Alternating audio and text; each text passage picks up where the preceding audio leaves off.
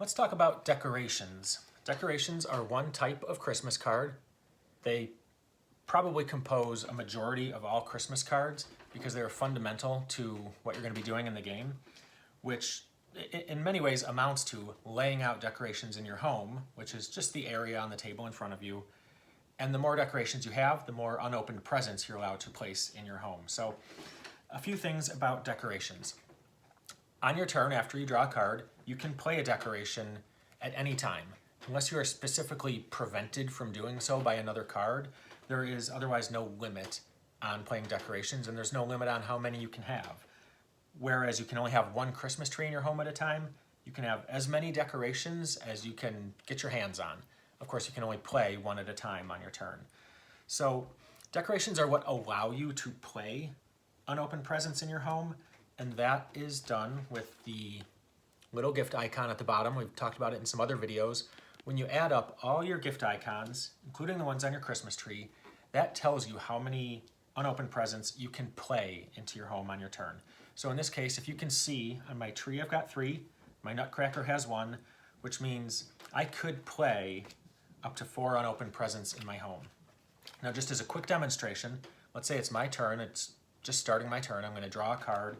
I could not play another present in my home because my gift limit is 4. So that's how that works. Now, it's possible that you can have more presents than your gift limit allows for. For instance, another player might draw a card that says, give one of your unopened presents to your opponent regardless of their gift limit. And you will often see that language used regardless of their gift limit and without peeking, going hand in hand. So now I've got more presents, 5, than my gift limit would allow for, and that's fine. I just keep things the way they are. Now, if I were to open one of those presents, I would be in the same boat again. I myself could not play another one because I'm limited to 4. On the other hand, if I were to play another decoration, now that brings my gift limit up to 5, and it matches how many presents I have. So until my gift limit is greater than my number of presents, I could not play another one into my home. So decoration is very important in determining how many unopened presents you're allowed to have, and the way you win the game is by having the most on Christmas morning. A couple other things I want to point out about decorations, really it's the only other thing, is that they almost all have a little ornament on them, or 1 or 2 or 3. So there are 5 different types of ornaments, and you can see some cards have multiple ornaments. The 5 types are delicious, so that's like something you can eat usually. There's an outdoor decoration, it looks like a little snowflake. And the angel here actually has 3, so there's fragile, that's the little globe that looks like it's breaking. There's tree-based decorations, and the little purple one with the star is reason for the season. So what do these decorations, what do these ornaments mean, and what do they do? Mostly they are used when other cards reference certain types of decorations. So for instance, a delicious decoration, another card might say, I believe Christmas dinner says, all your delicious decorations get eaten. So if I had that in my home, any card that had that ornament on it would be eaten, and I believe that says to discard when that happens. So you just follow those instructions. If a card has more than one ornament on it, it still counts as that type. So if the delicious decoration also had an outdoors decoration on it, any action that referred to delicious would affect that, even if it's got more than one ornament. So that is how most of them work. The only special circumstances are for reason for the season and tree-based decorations. For tree-based decorations, you must have a Christmas tree in your home. And if you don't, you can't play that decoration. Furthermore, if your tree gets knocked down or lost for any reason, you would lose any tree-based decorations that you have in your home. And that could be impactful if you have, half a dozen of them. If you swap out your Christmas tree for a new one purposefully on your turn, you can transfer your tree-based decorations and keep them in your home. It's only if your tree gets knocked down by another opponent, stolen, there's a variety of actions that can happen. You can consult the rule book to see detailed instructions on how to do this, and most of the cards will have instructions on them too to make it clear, but just keep that in mind. The other final kind of powerful thing that's worth mentioning is that reason for the season decoration is also referenced by other cards like the outdoors and the delicious, but At the end of the game on Christmas morning, when you are tallying up all your unopened presents, for every reason for the season decoration you have in your home, you'll add a +1 to your final tally, so you get an extra little boost there at the end of the game.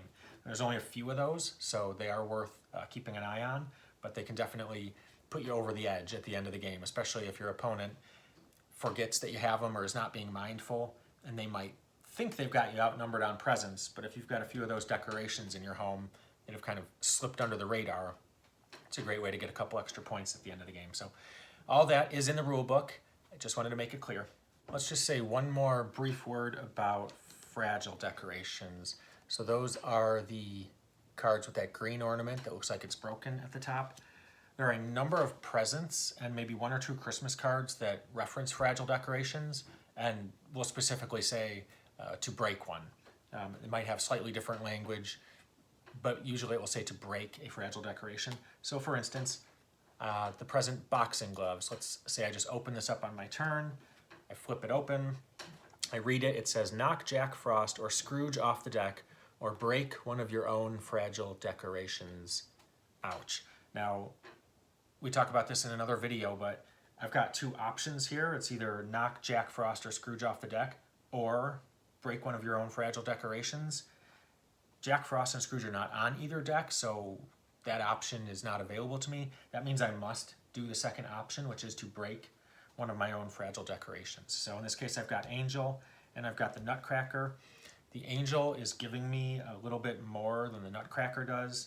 It's got a reason for the season on it, which gives me a +1 at the end of the game.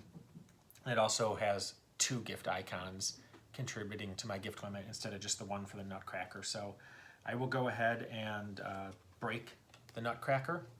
So he's out in the discard pile, and then that present I just opened would end up in the presents discard pile as well. So breaking fragile decorations is a pretty good way to affect your opponent and reduce their gift limit, but it can apply to you as well, so just be aware of that.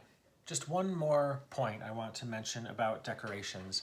A few of them will have the word sacrifice on them as an action that you can potentially take. So one example is the card Candles.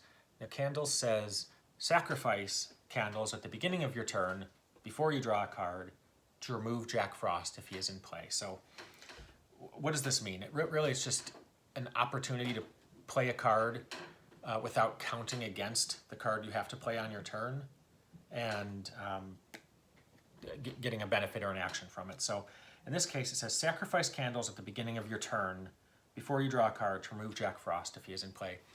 You cannot sacrifice a card if it is not already in play in your home. So in this case, I can't play Candles directly from my home. So what I would do is on my turn, you do have to draw a card, right? So I'll draw a card and then I would play Candles, just like any other decoration. I would discard down to 5 if I needed to, but in this case I don't.